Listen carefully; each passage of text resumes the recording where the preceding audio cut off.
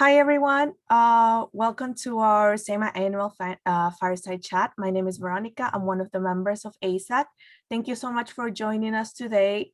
And today we have two of our honors professors and also co-directors of the honors program presenting today. So first, let me introduce you to Dr. Noam Schiendlin. He joined the English department in 2010. He received his PhD in comparative literature from the Graduate Center, City University of New York. His doctoral dissertation, The Bungled One, Failure and the Fictional Impetus, inquires into the relationship between the intimate, solitary experience of being a person and its expression in language.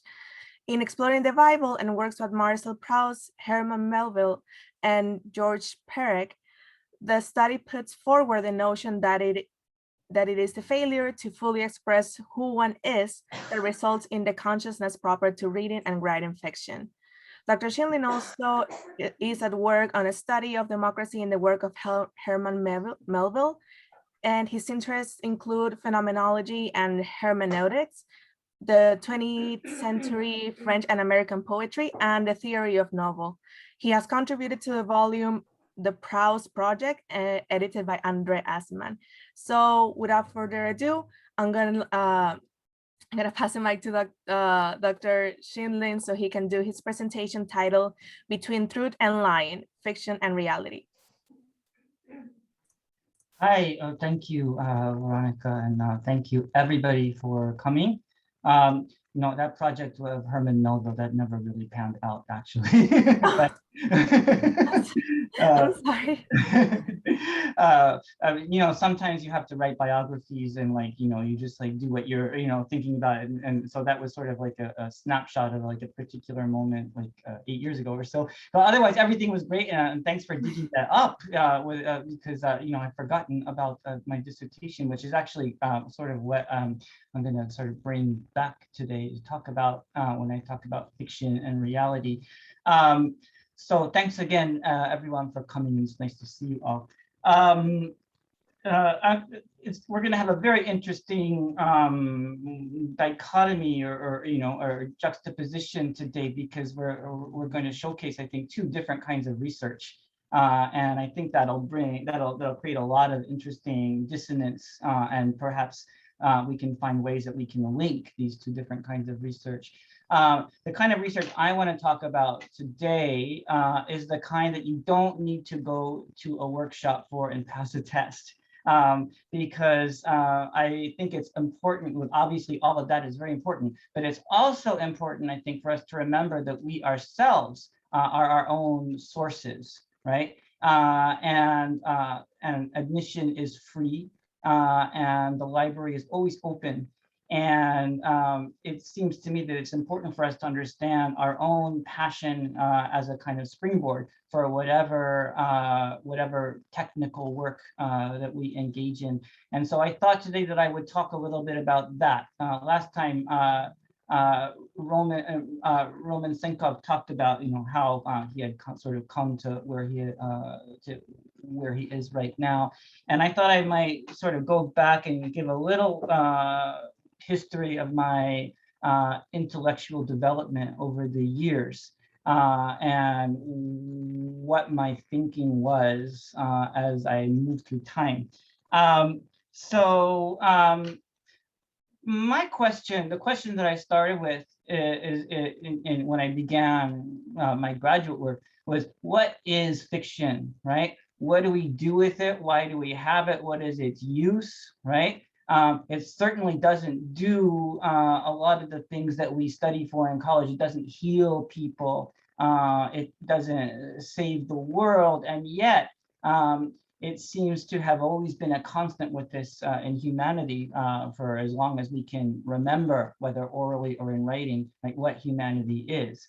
So my first question that I obsessed about, is what is a self, right? We use the technical term for the self as the subject oftentimes in my discipline, right? And I think it's a very interesting word because the subject is the thing that something is about, right? But it's also subject to something, right? If that makes any sense, right? I am subject to the world, right? I mean, I'm subject to being in my body. I'm subject to what happens. I'm subject to the virus that's out there, right? And yet, I'm also, right, I look out through my two eyes, I sense the world from my body. And so in many ways, for me, without trying to sound egotistical, because I do think that we all do it this way, right? My life seems to be about me, right? It doesn't preclude my ability to understand that others, right, have this same construct going on.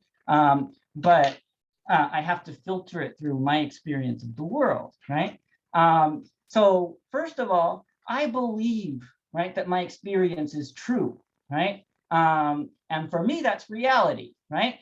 There can be you know, you'll run across philosophers or other people who will tell you that this desk in front of me is not really here, right? I remember having this argument in college, right? This guy was trying to convince me that the cup I was drinking out of didn't really exist, right? Nobody, right? Maybe it's true, right? But nobody can convince me of that. I will never believe it, right? Even if it is true, because I can't, it would go against my very experience, right? And so my boundary here is in my body, right? And so for me, right, that truth is my reality. I can't get out of it, even if I try, right? But we didn't always have these boundaries, right? I want to give you just the image of a baby. If you've ever seen a newborn baby, right? When they're quiet and tranquil and they're just looking out at the world, right? It's a beautiful thing to see, because a baby is not really looking at anything in particular, right? It's just looking out, right? It doesn't even have yet the capacity to begin to delineate boundaries. And as psychologists tell us, right, a baby doesn't actually experience its body, right, as the boundary of itself, right? When it's being held by somebody, it feels in many ways merged, right, with the person that's holding it, right? If it's breastfeeding, right, that breast becomes part of the baby's body, and then the baby gets very angry because it can't control the fact that the breast is there and then it's not there, right? And in many ways, right, we're still like that, but then at a certain moment we come to say, well, here I am, this is the boundaries of my body, this is me, and that's and not you, and that's you and not me, right? So one of the questions I asked is, how do we loosen the weight of that perspective, right? That it's everything seems to be filtered through me, right? And so first of all, I want to say that I think we are all absorbed in our perspective, right? I know that others probably anyway see the world. I know it, even though I can't prove it, that others probably see the world the way I do, right? That they filter it through their own senses, right? And I know that they're locked in their perspective too, right? And they probably know that about me, right?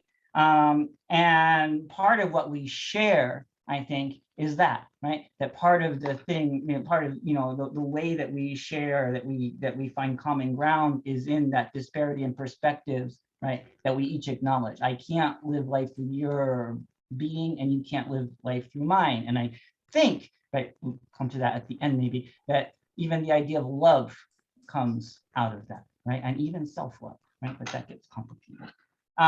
But so the question is there any way to get out of my perspective on the world to see me here, right? I'm always caught in this perspective in the middle of time, right? We don't know, we don't remember when we were born, I don't think, right? And we don't know where we're going in the future. And I think that at a certain moment, right, it's not a particular moment, but we wake, right, to consciousness, right? The baby still has this kind of universal oceanic consciousness. And yet at a certain moment we can say, well, here I am, that's me, I'm the world, I'm in some ways alone in the world, I'm hopefully surrounded by people I love and that love me, but I'm alone in my body, right? I can't get out of my perspective. And in fact, I think any attempt, right, here, let me draw you a little picture because hopefully I can draw this. All right. I was just recently reminded of that I used to do this quite a bit for this reason. But like here is a kind of mountain, right? And if I'm down here, I can't draw very well on the screen. Can you guys see what I'm doing here? All right. So Yes. if I'm down here, right, then like, and here's a kind of forest, right? My vision is severely limited, right? There's only so much I can see if I'm trying to get to a place like a house, right? I can't see where it is that I need to go, right? If I were to come up here, right, and I'll make an I, right, because, and I'll tell you why I make an I in a second. Then, right, I can go up to the top, right? I can look down and I can say, okay, I just need to go this way and take this path, and then I will get there, right? I can see, right? But I can't be, if that makes any sense. The eye doesn't have any legs, right? And so, right, I have to come back down, and hopefully I've taken something from that position if I can even get there, and then I can find my way. But for the most part, I'm struggling to get through these obstacles, which we might say are life, right? I mean, we're all in this kind of forest. We have some vague idea, or maybe a more particular one of where we want to go, right? Here it's a house, right? But there could be anything. And we're trying to figure out the path to get there, right? Or maybe we're just wandering through, right? Hoping that there's some place to go, right? Or maybe a combination of both of those things. All right, now I will stop sharing again.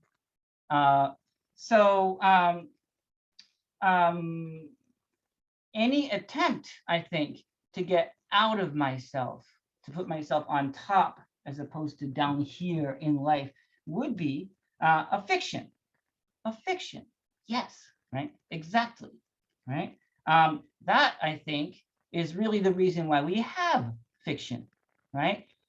Because we're stuck in our perspective down here, right? It's we need some way to be able to imagine ourselves up on top, looking down at ourselves to see what this is all about, right?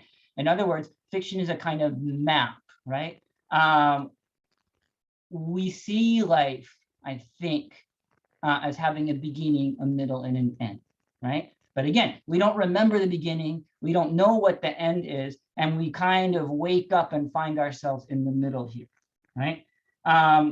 Another way to think about it, I think, would be this, right? We're absorbed in our life, right? We're absorbed in our life. How do we get out of that absorption, right? Let me give you another image, right? You go to a movie in a movie theater, probably not recently, right? You can even do it in your own home. You sit down, but let's do it in a theater because it's so much more fun to imagine, right? You sit down in the theater in your comfy seat, right? And there's lights on, people are eating popcorn or whatever around you.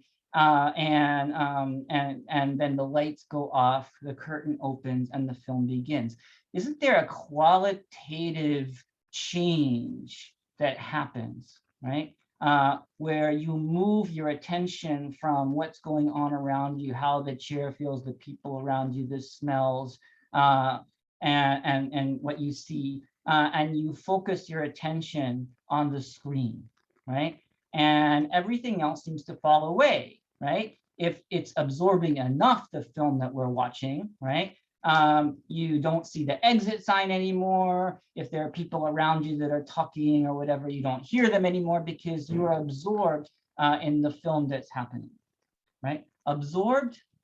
Not completely, right? Because if you were completely absorbed in what's going on in this film, right, then it would be just like right now in life, right? We're absorbed in our lives right now. We can't get out of ourselves to see it, so we're absorbed, right? So what I want to say is when we're watching this hypothetical film, there's a part of us that stands outside this absorption, right, in order to see it and says, look at me, right?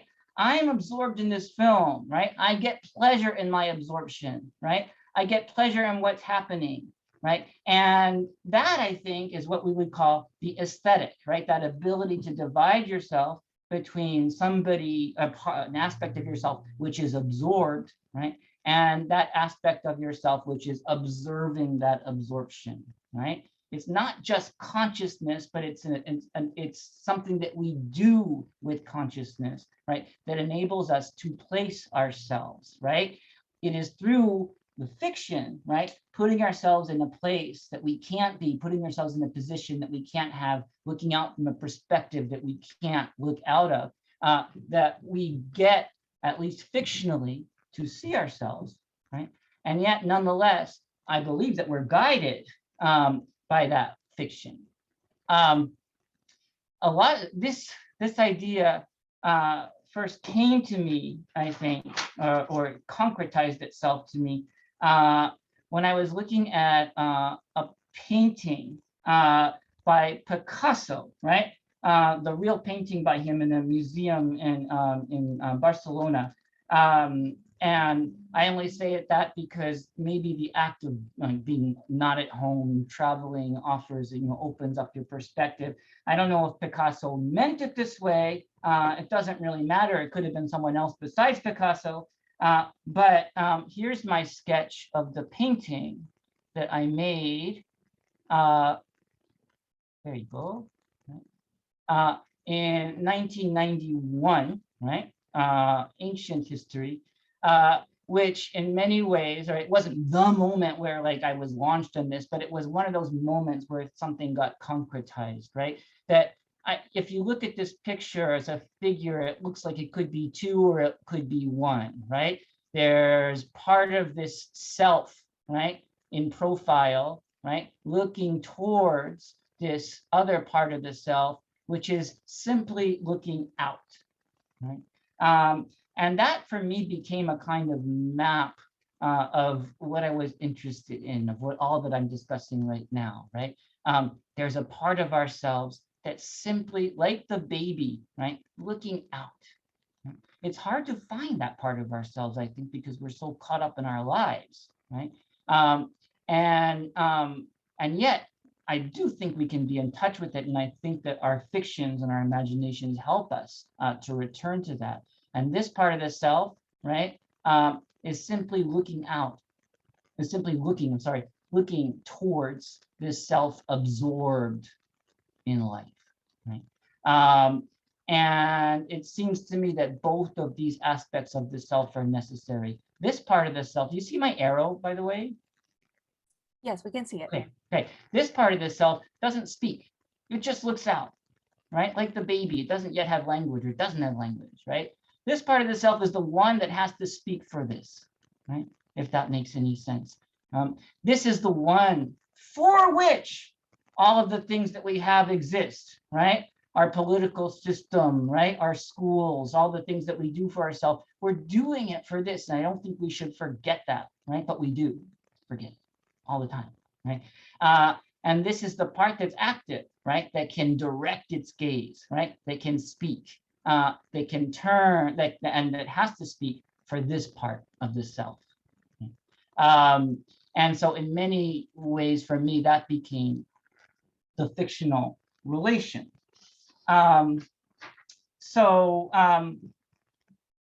Again, fiction allows us the idea of a beginning, a middle, and an end, right? It's a map of the world that we can't see in our lives. But then, right, we come back into our body. Right? We come back down here, right? Down here, but yes, with that idea of a beginning, a middle, and an end, right? A story, right? A sense of meaning out of our lives. That was where I started, right? And I'm just going to say just a very quick few words about the fact that I feel troubled by all of this right now, right? Because I want to say that if fiction gives us a sense of life's cohesion, right? A cohesion that we can't feel in our lives because we're too much in it. I've been questioning, right, the very idea of this cohesion, right? It's a cohesion that maybe we made ourselves in the stories we tell. Maybe it's all a lie, right? Does the life we live in really, right, come with this cohesion that seems to transcend us and which we can find in our fictions? Are we really getting what life is, right? And so my question is, right, everyday life, right? The life that we live in, which is characterized by so many things that don't fit into the story, right? Little mishaps, colors, sounds, fleeting stimuli on our senses. How do we account for all of that? Doesn't the story leave those things out, right? So if fiction gives us the idea of life that comes with a beginning, a middle, and an end, how can we make it represent life in all its insignificance? How do we get back to that insignificance, right? And so, and this will be for the next fireside chat, right? I've been interested in those fictions that take apart the meaning from inside, right? The fictions that acknowledge that no fiction can truly represent life, right? How do we find meaning in the everyday? And I think that writers, novelists, poets, and painters are constantly battling, right? I don't think these are new ideas, right? I think these are ideas that we all have, right? But my job is to articulate them. How do we reconcile the idea between making something wholly complete and the incomplete artist, writer, thinker, censor, person, right? That's behind all those things, right? So that is my talk for today. Thank you. Thank you, Dr. Schiendlin. That was amazing.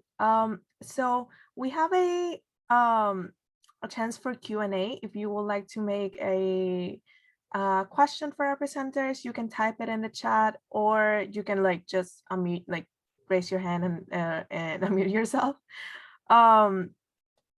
So should we hold the Q&A at the end of the two presentations or after each one? Probably, yes. I think we probably should, right? At the end of what presentation? Yeah. Okay. So yes, just make sure to type your questions in the chat, and we'll read them at the end of our program for today. So now let me introduce you to Dr. Lucia Fuentes. Dr. Lucia Fuentes joined the Natural Science Department in 2014. She did her undergraduate studies in the University of Geneva in Switzerland and received her master's in molecular biology from the University of Costa Rica and her PhD in virology from the University of British Columbia, Canada. Her postdoctoral work involved the study of cell-to-cell movement of viruses into embryonic plant tissues.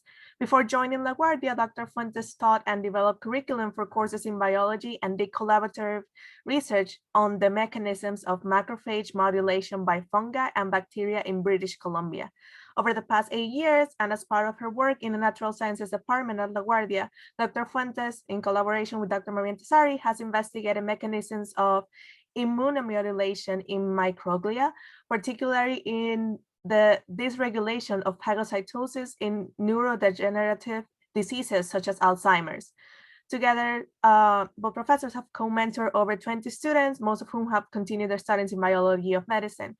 Dr. Fuentes has seen the study of science as a gateway for students to widen their understanding of not only the natural world, but our society as a whole. Currently, she also teaches the Honors General Biology 1 course. So without further ado, I'll leave Dr. Fuentes. She will share her presentation title of Cells and Other Things. Thank you very much, Veronica. I appreciate your introduction, and this is a hard act to follow. And so, but I find it very interesting because one thing that I've always wondered is how we communicate as humans, and this idea that we are communicating, that whatever we're saying makes sense to other people. And part of the reason I love biology is because I like to look into mechanisms in our brains, for example, that allow for us to think that we are understanding what other people say. And it's that common structure and development that we have in many ways that allows us for that communication. So I think it's a little bit related to what Dr. Schiendlin was saying, but you know, it makes one wonder about how one sees the world, and whether, you know, maybe all of you have come across a situation where you've said something where you thought you said something, and then you realize that maybe you didn't say that, at least for the other people. And that's when you start wondering. But my talk is not exactly going to be about that. I'm going to talk a little bit about the brain, but the brain when it's really not working. And so I'm going to share my slides. And hold on.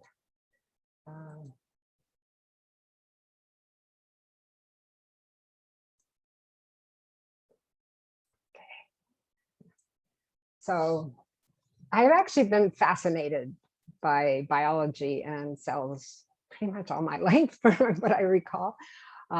So yeah, it goes way back to when I was a kid, and there was some pond water, and I think I asked for a microscope when I was like real nerd, like around 10 or stuff, and I put some pond water underneath, and I thought it was fascinating.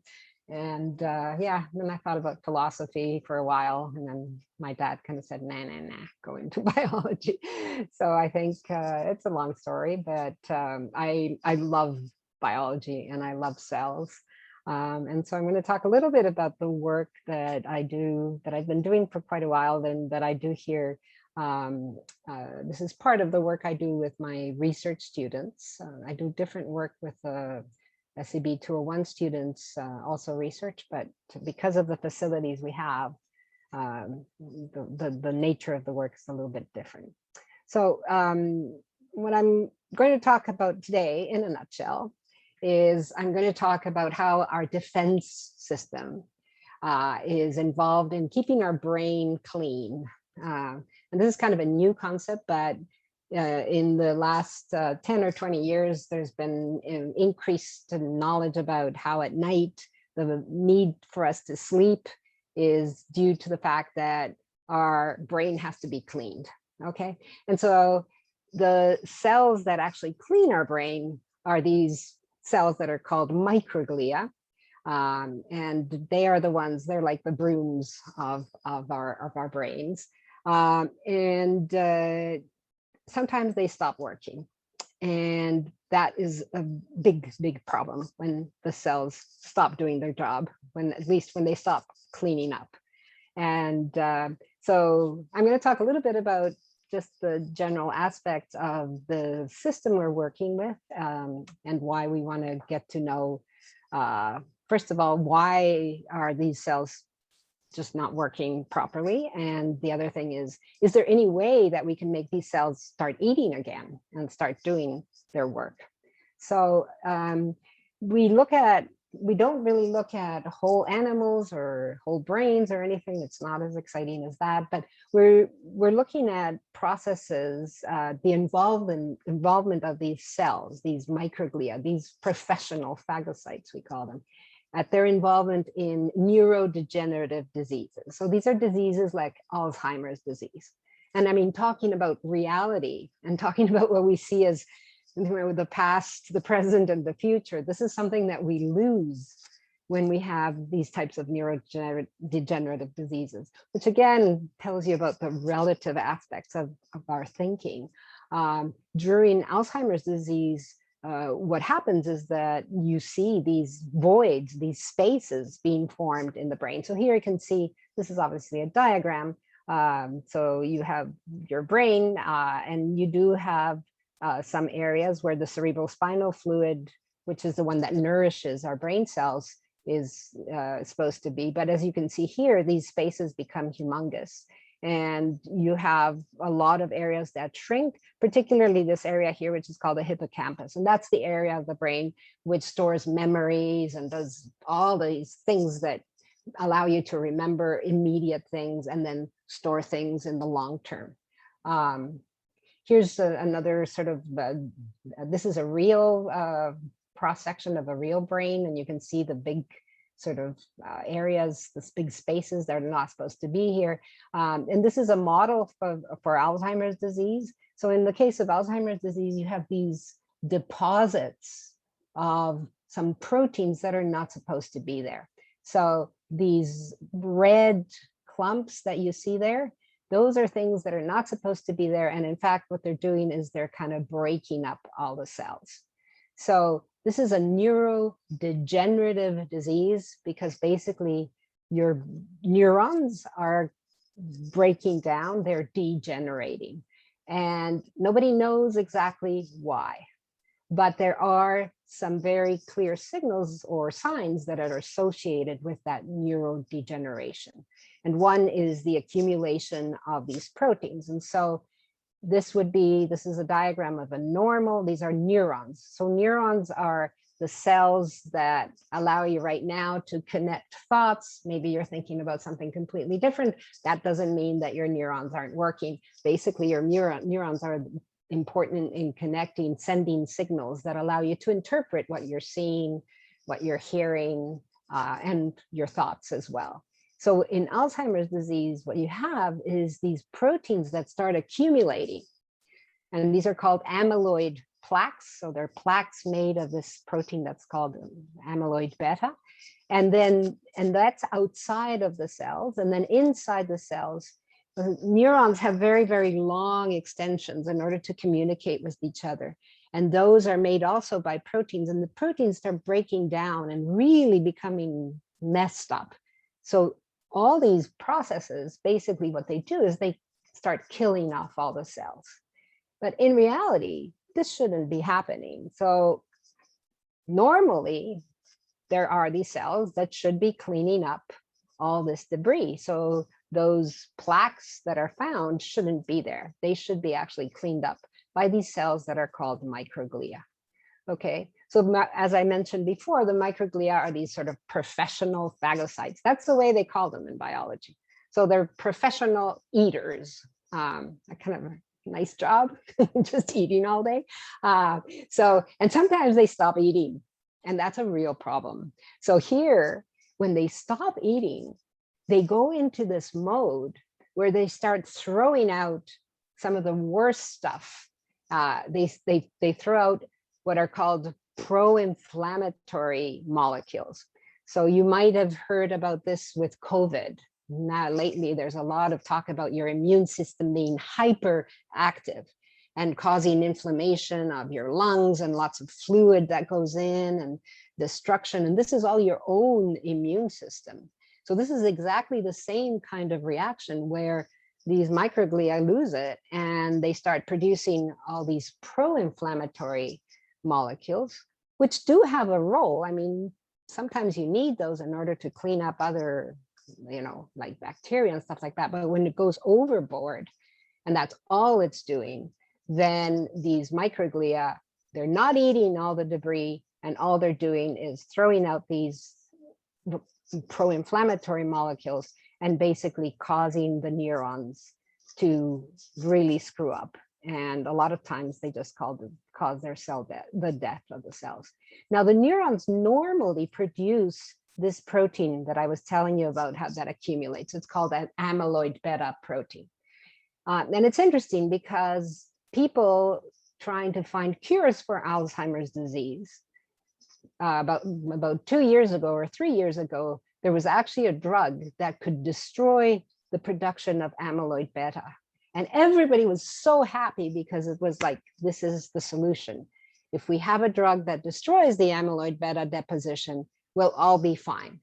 Well, it turns out that people weren't fine. There were, in the trials, the lack of production of amyloid beta actually caused early death. The patients were already quite far into their suffering from Alzheimer's disease, but it just accelerated their,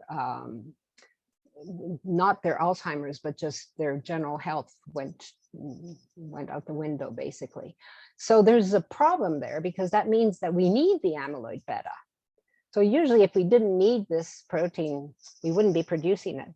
evolutionarily speaking, cells don't waste any time. They don't waste any effort in making proteins they don't need. So there's something about this amyloid beta that is required by our system, but there's also something that happens that makes the microglia not clean it up and this whole thing accumulating. So normally here you have, this is a microglia, and this is a little this is a phagosome, they're called. So the cell membrane just kind of brings them in, and then basically they destroy the proteins inside. And so now you have a clean environment outside and healthy neurons. So obviously the question is, what causes the accumulation of these plaques? And so there are different theories. With age, as microglia age, they lose their functions and they become more pro-inflammatory. What is behind that? So there are many theories, and I'll briefly talk about it, but also there are genetic mutations that are also associated with these like dysfunctional microglia. There are environmental factors, and this is more and more, it's becoming more and more problematic, because what we're finding is that a lot of the pollutants and other diseases such as, or disorders such as, for example, diabetes, are factors that seem to increase the risk of Alzheimer's disease. So basically, the picture right now seems to be that inflammation, so inflammation meaning when you have all these very reactive molecules that cause a lot of fluid to come into your brain, that causes the cells to be, it's almost like red hot in a sense. That causes damage, and it also changes what's called the blood-brain barrier. So the barrier that in your brain, you have a layer of cells that prevents microbes and bacteria and viruses and fungi from coming into your brain. Our brain is very well protected. But when there's chronic inflammation, chronic infections, then this is a vicious circle. And so now it's thought that maybe chronic infections over time are actually just exacerbating this process. The cells release the amyloid beta in order to capture these microbes. I mean, this is a hypothesis. It's in order to capture the microbes. And normally the microglia will come and clean them up. But when that becomes chronic, the microglia get tired of it and stop functioning. I'm pretending that they get tired. We don't know what happens to the microglia, but they stop functioning. So why do these microglia stop functioning? Why do they stop phagocytizing? We don't know. And so this is, some of our studies are trying to look at this. And I'm going to go quickly over what we're doing.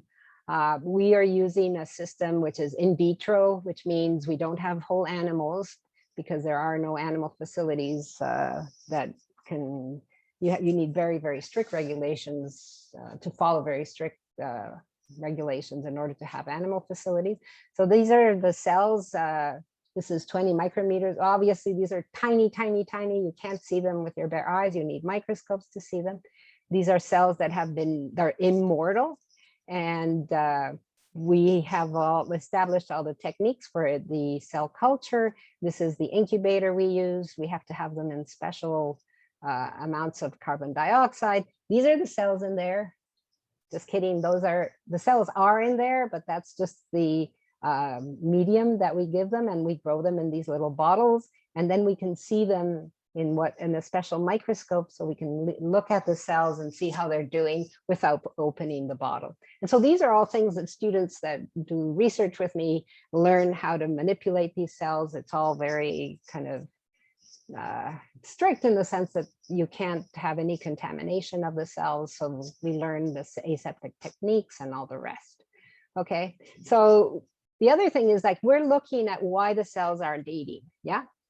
So we have a system where we use these little yeast particles that are called zymogens. So these are little pieces of yeast, the yeast that you make beer with, that you make bread with, but it's not the yeast itself. And what we look at is how many particles are these microglia eating depending on the treatments we're giving them. So I love this picture, I'm sorry, but these are the microglia, these are the pseudopods. So they reach out and pick up particles, okay? And this is what we see after we fix them and stain them and all the rest, we see under the microscope. These are the little particles I was talking about. And what we do is we actually count them under the microscope to see how many particles the cells are eating when we treat them with different things. Why? Because we're trying to figure out what increases their eating habits and what decreases their eating, okay? So these are some of the examples of our studies. So we've used molecules from bacteria. We've actually imitated the conditions in diabetic patients. And then we've blocked some receptors and used signaling pathway blockers as well. So I'm not going to go into that because it's very complicated.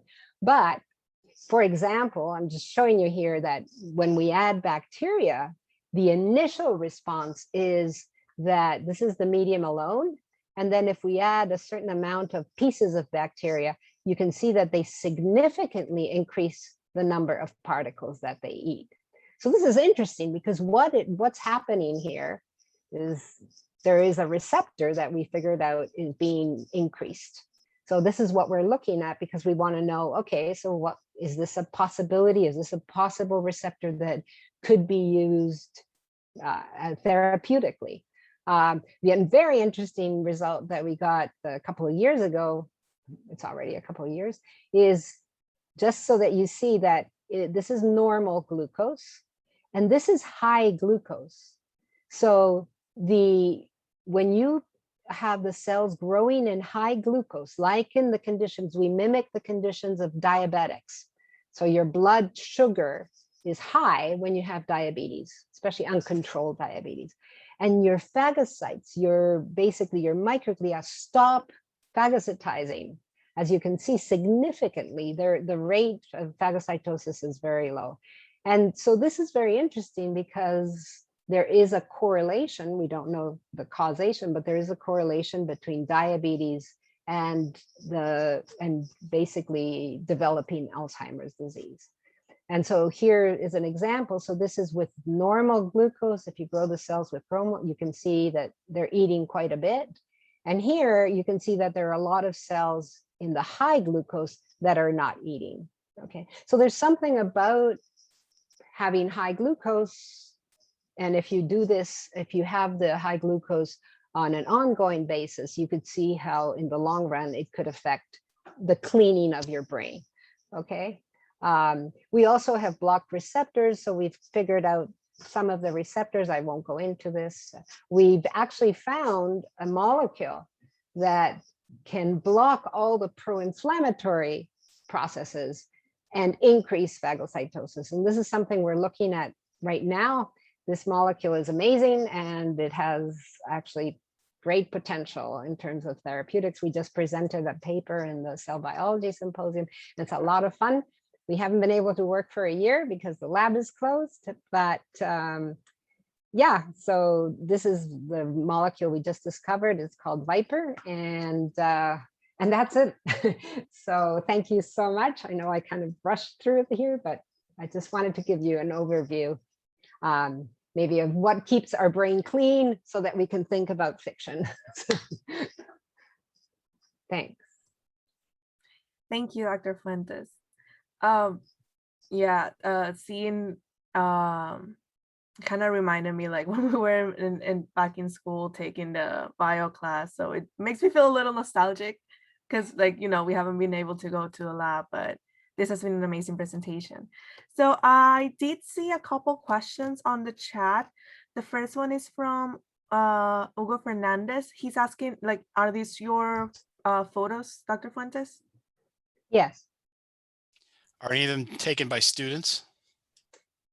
Some of them, yeah. I have a million. I'd like them I want them for the Cameras for Science exhibition. Okay, so I have some beautiful photos that are in my lab that students took. Well, we took them together, but they are students. I have some with fluorescent Zymosan, which are amazing, but I'd have to go into the lab. But I can send you some pictures. Yeah. That would, Done by particularly students. ones taken by students. Absolutely. Yeah. Yeah, By they the way, learn how to take the pictures. The So deadline is Friday. Oh, okay. Well, I can send you these that I have, and I can check out who took those pictures. Yeah. Yeah. Thanks. So I did see another question for Dr. Schiendlin before. I can remember, give me just 1 second. So from Lauren Sherpa, if you would like to unmute yourself, and you can go ahead. So hello, yes, Professor, I had a question regarding the observing part that you just spoke about.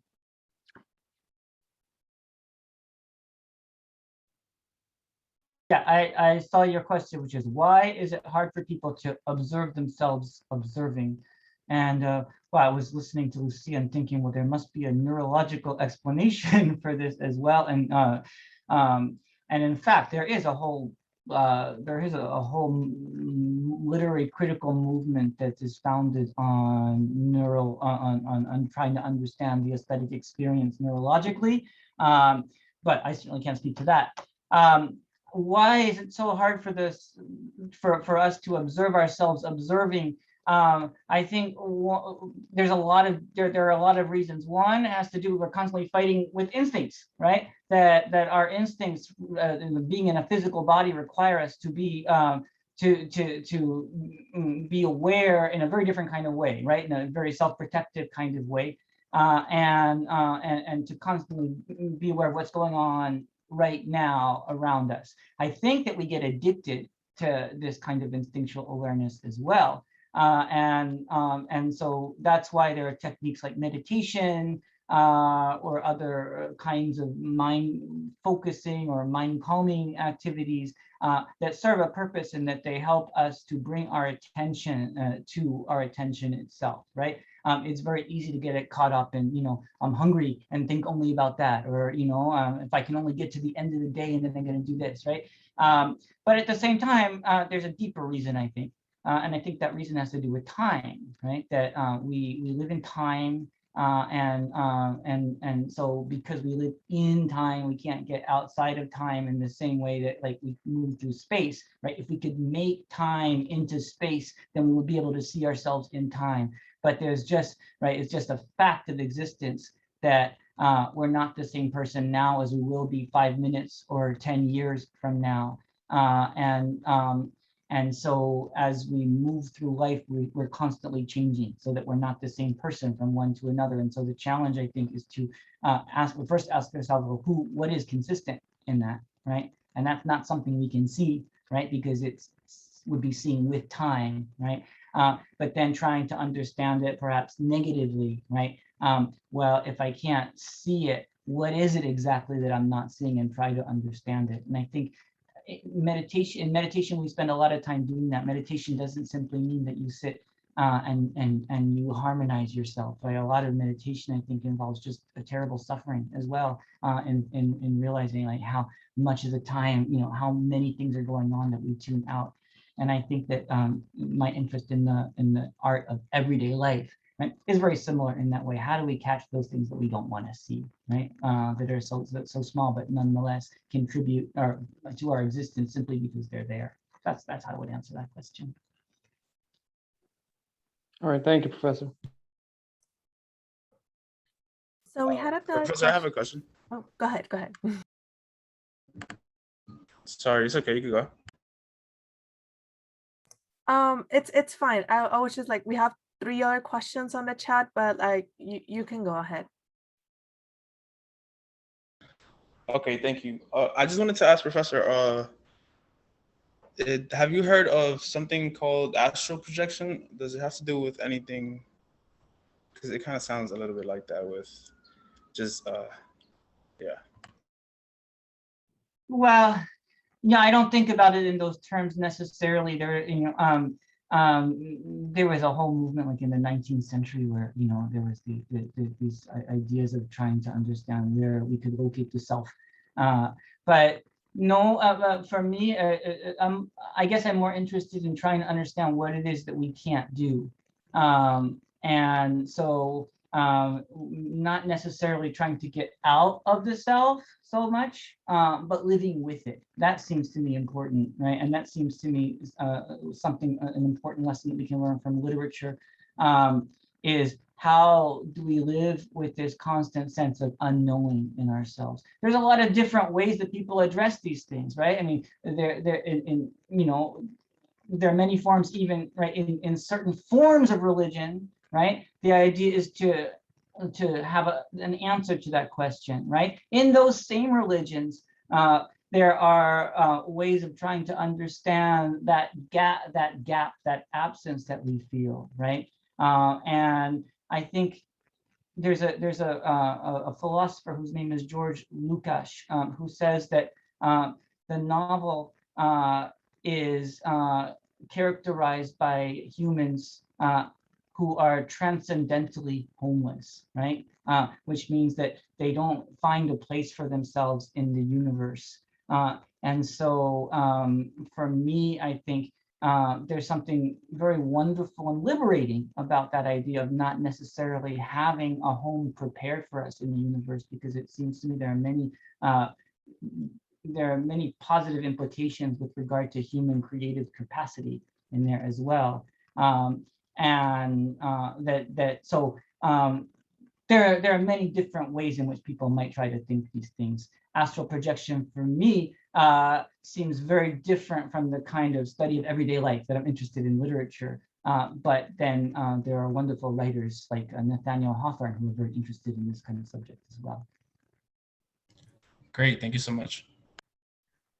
Okay, we have a question from Carabush. He said it's for Dr. Fuentes. How did you choose to study the area of plant virology within biology? I'm just going to unmute myself. Yeah, actually, it was a bit of a roundabout way. I wanted to study biology, and I also was very interested in aspects of social justice and food equity all my life, basically. I was looking at bean production, so black bean production in Central America. I'm from Guatemala originally. Then I actually did my master's degree in Costa Rica, and I've jumped around, basically been in exile from my country. But and in Costa Rica, I came across a group of virology that was doing studies with plant virology for studies in both corn and beans, which are the staples of people there. So I thought, oh, I want to do this. I did a master's degree, and that was the highest degree you could get there. And that's how I got interested in a sort of roundabout way, in the sense that it was I loved biology, and I loved molecular biology particularly. And so I studied the molecular biology of a bean virus, and that was my thesis. And that's actually how I got a scholarship to go into the University of British Columbia to get my PhD and continue with studies in virology. So yeah, so it was not an inspiration from heaven or anything like that. It was kind of by default. Awesome, thank you. There's another question from Lenin Nolasco. It's for Dr. Schiendlin. How do you go on starting research about the self? Okay.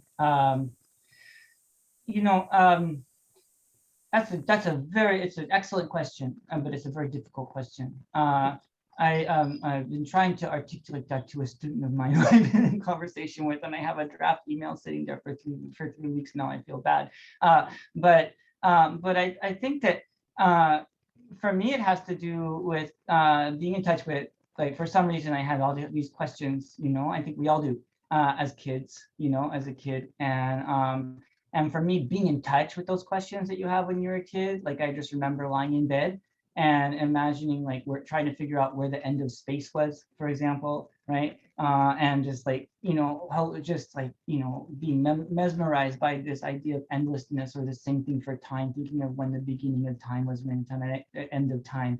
And I have a very palpable, you know, memory of you know, of the enormity of that.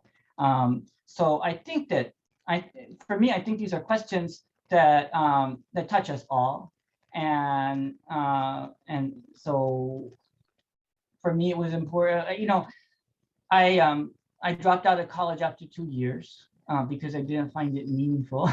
I wandered around working at this or that job for some time, and ultimately, when I did ultimately get a job that I liked, and they had hired me, when they found out I didn't have a college degree, they told me that they couldn't hire me because the regulations required that I get a college degree, and that's when I decided I had to go back to school.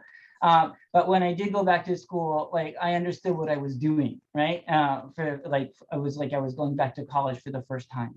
And I felt like, you know, I had a place to put those questions that really seemed the most important things to me, and that I wasn't finding when I was in college for that first 2 years. And I realized that it's in my power to be able to bring those to my education and build something for myself in that way.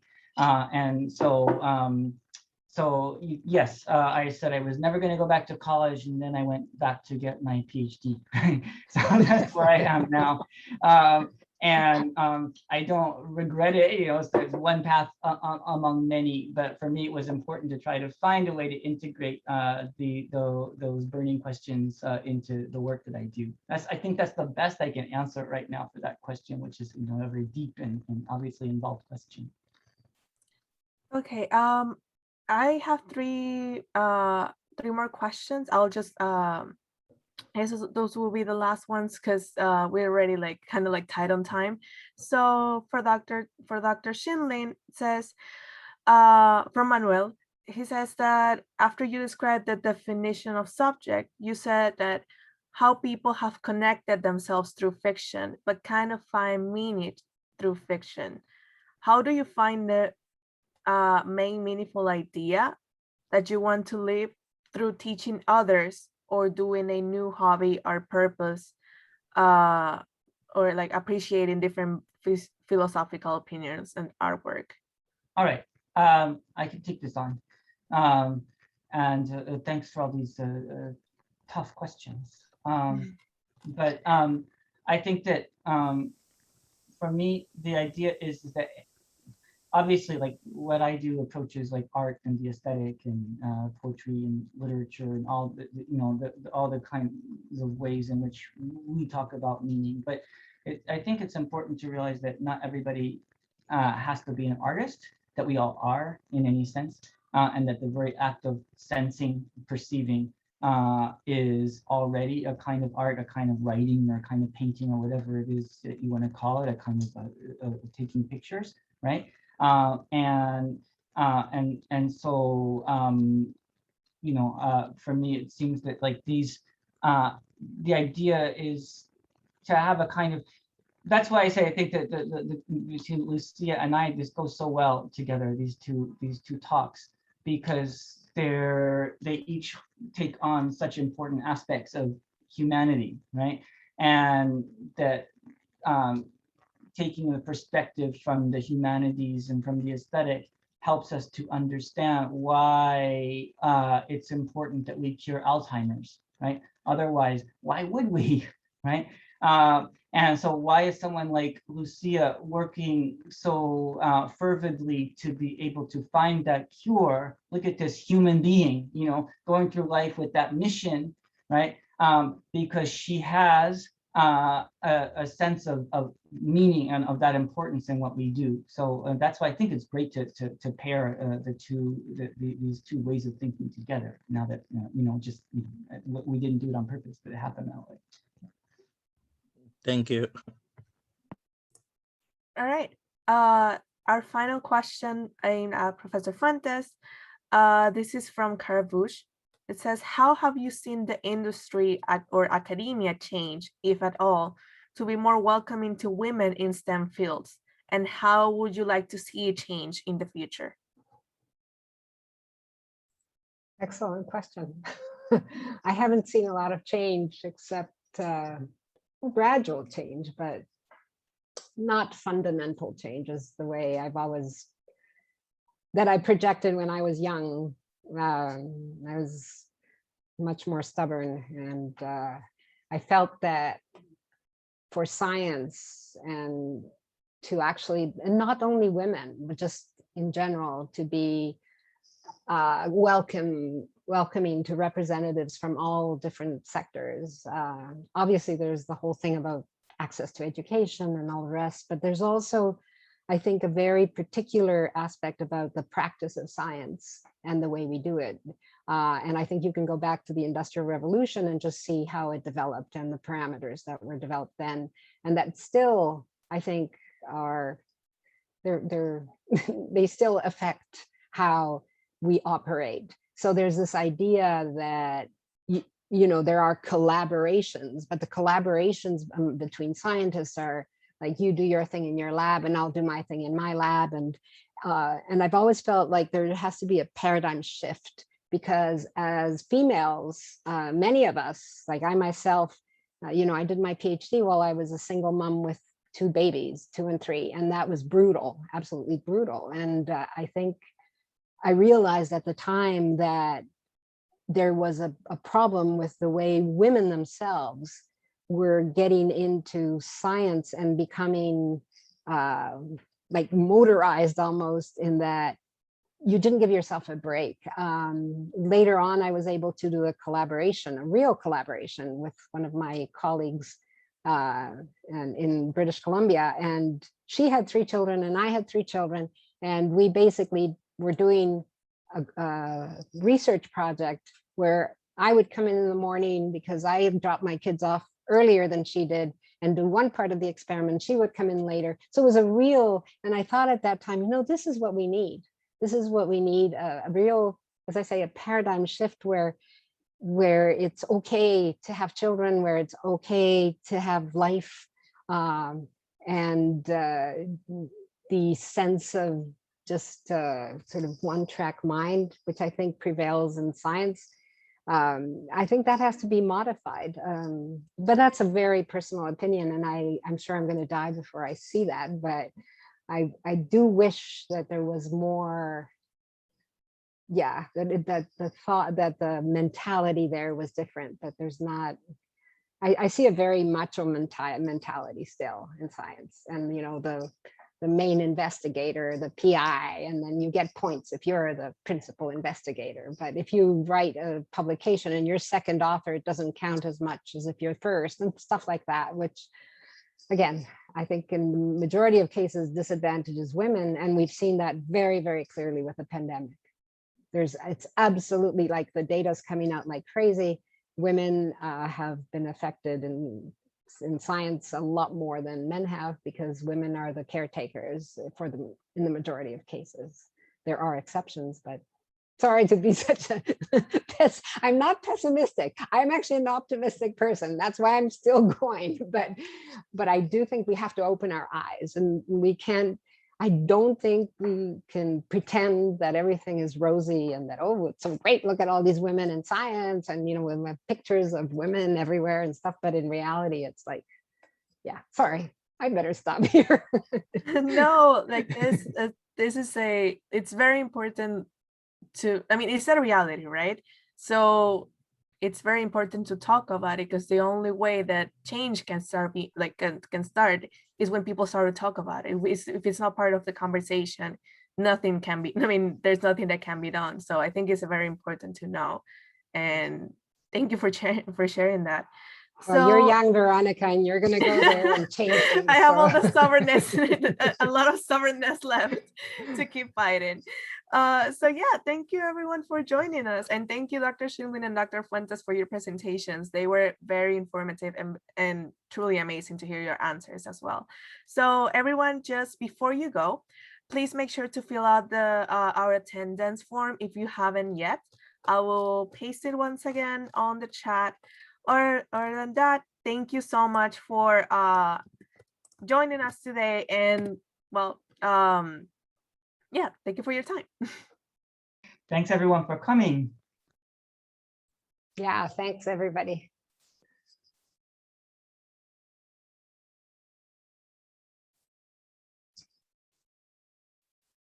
Have a great day, everyone.